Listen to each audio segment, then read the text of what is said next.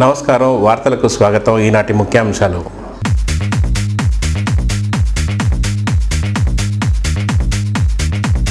దుర్గగుడిని సందర్శించిన సాంకేతిక నిపుణుల కమిటీ, అభివృద్ధిపై అధ్యయనం చేసిన కమిటీ ప్రతినిధులు, 20 కోట్లతో మహామండపం ద్వారా ఘాట్ రోడ్డుకు ర్యాంపు నిర్మాణానికి ప్రతిపాదించామన్న కమిటీ సభ్యులు కొండలరావు.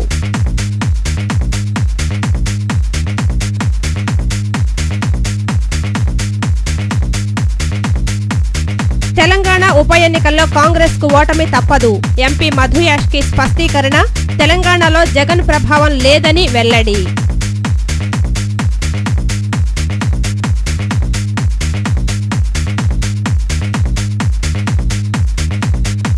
దుర్గగుడి వద్ద ఫ్లైఓవర్ నిర్మించాలి. కేంద్ర మంత్రికి లేఖ వ్రాసిన చంద్రబాబు.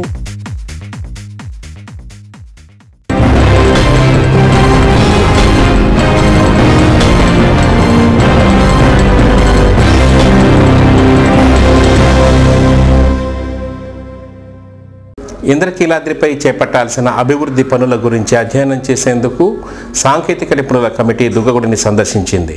దేవస్థాన అధికారులు వారిని సాదరంగా స్వాగతించారు. కమిటీ ప్రతినిధులు దుర్గగుడి ఆవరణ అంతా కలియదిరిగి అభివృద్ధి పనులను పరిశీలించారు. భక్తులకు అసౌకర్యం కలగకుండా వారికి ఎలాంటి సదుపాయాలను కల్పించాలనే అంశంపై వారు విస్తృతంగా అధ్యయనం చేశారు.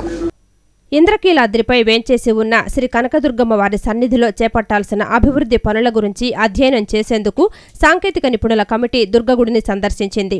కమిటీ ప్రతినిధులు కొండలరావు, మురహరిరెడ్డి, జగన్మోహన్ రెడ్డి, అబ్రహాంతో పాటు ఈవో రఘునాథ్, ఈఈ మురళీ బాలకృష్ణ, కోటేశ్వరరావులు దుర్గగుడిలో జరుగుతున్న అభివృద్ధి పనులను పరిశీలించారు. అలాగే భక్తుల సదుపాయాలు మెరుగుపరిచేందుకు తీసుకోవాల్సిన చర్యలపై వారు చర్చించారు. ఘాట్ రోడ్, కనకదుర్గ నగర్, మల్లికార్జున మహామండపం ప్రాంతాల్లో పరిశీలన జరిపిన కమిటీ ప్రతినిధులు కొన్ని కొత్త ప్రతిపాదనల గురించి విస్తృతంగా చర్చించారు. భక్తులకు సదుపాయాలు మెరుగుపరిచేందుకు కొన్ని సూచనలు, సలహాలు ఇచ్చారు. ఈవో రఘునాథ్ ఇంకా ఈఈలతో అభివృద్ధి పనులకు సంబంధించిన అంశాలపై కొన్ని మార్పులు, చేర్పులు సూచించారు. తెలంగాణ ఉప ఎన్నికల్లో కాంగ్రెస్ పార్టీకి ఓటమి తప్పదని ఎంపీ మధు యాష్కి పేర్కొన్నారు. అలాగే వైఎస్ఆర్ కాంగ్రెస్ పార్టీ నాయకురాలు కొండా సురేఖకి కూడా ఓటమి తథ్యమని ఆయన జోస్యం చెప్పారు. తెలంగాణలో వైఎస్ జగన్ ప్రభావం ఏమాత్రం ఉండదని ఆయన స్పష్టం చేశారు. గుంటూరులో జరగనున్న గౌడ సమ్మేళనంలో పాల్గొనేందుకు నగరానికి వచ్చిన MP Madhu Yaskhi state guest హౌస్లో కొద్దిసేపు బస చేశారు. అనంతరం ఆయన మీడియాతో మాట్లాడుతూ తెలంగాణ ఉప ఎన్నికల్లో కాంగ్రెస్ పార్టీ ఓడిపోతుందని స్పష్టం చేశారు. ప్రజలంతా తెలంగాణ కోరుకుంటున్నారని తెలిపారు. అలాగే వైఎస్ఆర్ కాంగ్రెస్ పార్టీకి చెందిన కొండా సురేఖ కూడా ఓడిపోవటం తథ్యమని జోస్యం చెప్పారు. తెలంగాణలో వైఎస్ జగన్ ప్రభావం ఏమాత్రం లేదన్నారు. కాంగ్రెస్ పార్టీకి ఈ ఎన్నికల్లో ప్రజలు బుద్ధి చెబుతారని ఆయన విమర్శించారు. జరుగుతున్న ఉప ఎన్నికలు ఇప్పుడు జరిగే అన్నిట్లలో కూడా ఎవరైతే రాజీనామా చేసినారో వాదం కొరకు, తెలంగాణ కాజ్ కొరకు చేసిన వాళ్ళనే ప్రజలు గెలిపిస్తూ వచ్చారు. సో అందుకే ఇప్పుడు రేపటి ఎన్నికలలో కూడా కాంగ్రెస్ గెలవాలన్నా కష్టంగానే ఉంటుంది. ప్రజలు ప్రశ్నిస్తూ ఉన్నారు, కాంగ్రెస్ మళ్ళీ నిర్ణయం ఇంకా ఎందుకు తీసుకోవట్లేదు అనేది. కేంద్ర ప్రభుత్వం నిర్ణయం తీసుకున్నాక మార్పు కానీ, లేక తెలంగాణ మాతోనే సాధ్యమని చెప్తూ, లేక తెలంగాణ అసలు రాష్ట్రంలో ఈరోజు యావత్తు రాష్ట్రం కూడా ఏదో నిర్ణయం తీసుకోండి అని కేంద్ర ప్రభుత్వం పైన ఒత్తిడి తెస్తున్నప్పుడు, కేంద్ర ప్రభుత్వం ఇంకా నిర్ణయం ఇవ్వాలా రేపు అని పండుగలని, పబ్బాలని చెప్తూ, కారణాలు చూపిస్తూ, ప్రతి నెల కూడా ఇంకేం మార్పు లేదని చెప్తున్నప్పుడు ప్రజలు కాంగ్రెస్ని విశ్వసించే స్థితిలో కనబడట్లేదు. భవిష్యత్తు ఎన్నికలు అనేటివి కూడా వీటిపైనే ఫలితాలపైన ఆధారపడి ఉంటుంది. కాంగ్రెస్ పార్టీ యొక్క నిర్ణయం పైన కూడా ఆధారపడి ఉంటుంది.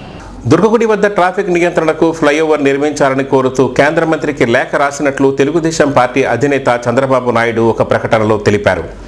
విజయవాడ మీదుగా హైదరాబాద్కు రాకపోకలు సాగించే వారికి ట్రాఫిక్ ఇబ్బందులు తప్పడం లేదని, దీనివల్ల 2 గంటల నుండి 4 గంటల పైగా ట్రాఫిక్లో చిక్కుకుంటున్నారని విషయాన్ని కేంద్ర మంత్రి సిపి జోషి ఒక ప్రకటనలో తెలియజేశారని చంద్రబాబు నాయుడు పేర్కొన్నారు. దుర్గగుడి వద్ద ట్రాఫిక్ సమస్య పరిష్కారానికి వీలుగా పై వంతెనను మంజూరు చేయాలని తెలుగుదేశం పార్టీ అధినేత చంద్రబాబు నాయుడు కేంద్ర మంత్రి సిపి జోషిని కోరారు. ఈ మేరకు ఆయనకు లేఖ వ్రాశారు. విజయవాడ వన్ టౌన్ పరిసరాల్లో నివాసం ఉంటూ దుర్గగుడి మార్గంలో విభిన్న పనులపై నిత్యం రాకపోకలు సాగించే వారికి ట్రాఫిక్ ఇబ్బందులు తప్పటం లేదని ఆయన తెలిపారు. జాతీయ రహదారుల గుండా విజయవాడ మీదుగా హైదరాబాద్కు రాకపోకలు సాగించే వాహనాలు 2 నుంచి 4 గంటలకు పైగా ట్రాఫిక్లో చిక్కుకుంటున్నాయని, గుంటూరు, ప్రకాశం జిల్లాల వారికి కూడా తిప్పలు తప్పటం లేదన్నారు. రోడ్డు వెడల్పుగా లేకపోవటమే ఇందుకు కారణమన్నారు. దీర్ఘకాలిక సమస్య పరిష్కారాన్ని కోరుతూ పశ్చిమ నియోజకవర్గ తెలుగుదేశం పార్టీ ఇన్ఛార్జి బుద్ధ వెంకన్న గత 8 నెలలుగా ఆందోళన కార్యక్రమాలు కొనసాగిస్తూ 3 పర్యాయాలు పోలీసుల చేతిలో అరెస్ట్ అయ్యారని లేఖలో గుర్తు చేశారు. సమస్య పరిష్కారానికి పై వంతెన నిర్మాణం తప్పదని సూచించారు. వెంటనే పై వంతెన మంజూరు చేయాలని చంద్రబాబు మంత్రిని కోరారు. రాష్ట్ర ఐటీ కమ్యూనికేషన్ శాఖ మంత్రి పొన్నాల లక్ష్మయ్య జిల్లా పర్యటన నిమిత్తం నగరానికి వచ్చారు. ఆయన గాంధీనగర్లోని ఐలాపురం హోటల్లో బస చేశారు. కొద్దిసేపు విశ్రాంతి తీసుకున్న అనంతరం మంత్రి పొన్నాల రోడ్డు మార్గం ద్వారా అవనిగడ్డకు బయలుదేరి వెళ్లారు.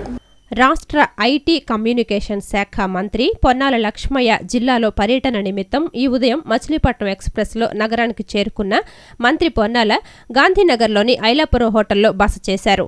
కొద్దిసేపు విశ్రాంతి తీసుకున్న అనంతరం మంత్రి పొన్నాల రోడ్డు మార్గం ద్వారా అవనిగడ్డకు బయలుదేరి వెళ్లారు. స్థానికంగా జరిగిన పలు కార్యక్రమాల్లో పొన్నాల పాల్గొన్నారు.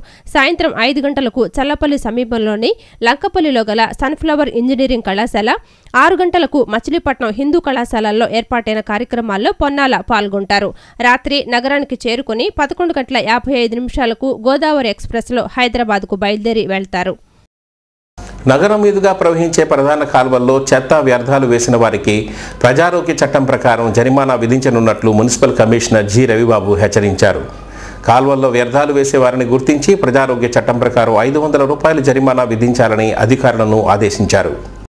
నగరంలో ప్రవహించే పలు కాలువల్లో చెత్త, వ్యర్థ పదార్థాలను వేసి అపరిశుభ్రం చేసే వారిపై ప్రజారోగ్య చట్టం ప్రకారం చర్యలు తీసుకుంటామని నగరపాలక సంస్థ కమిషనర్ జి రవిబాబు పేర్కొన్నారు. ఈ మేరకు ఆ వ్యక్తులపై అపరాధ రుసుంతో పాటు చట్టరీత్యా చర్యలు తీసుకోవాలని సంబంధిత అధికారులను ఆయన ఆదేశించారు. కొన్ని ప్రాంతాల్లో కాలువల్లో నీరు ప్రవహించకపోవటం వల్ల పారిశుద్ధ్యం సమస్యగా తయారవుతోందని గుర్తించారు. కాలువల్లో జరుగుతున్న యాంటీ లార్వా ఆపరేషన్ పనులు నీరు విడుదల చేసే వరకు కొనసాగించాలని సంబంధిత శాఖ అధికారులను ఆదేశించారు. నిరంతరం లార్వా ఉత్పత్తి కాకుండా తగు చర్యలు తీసుకోవాలని ఆదేశాలు జారీ చేశారు.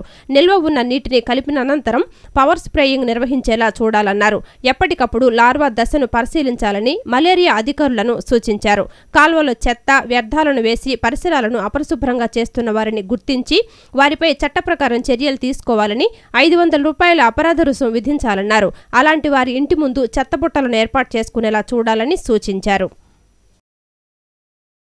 ఇప్పుడు కాసేపు ప్రకటనలో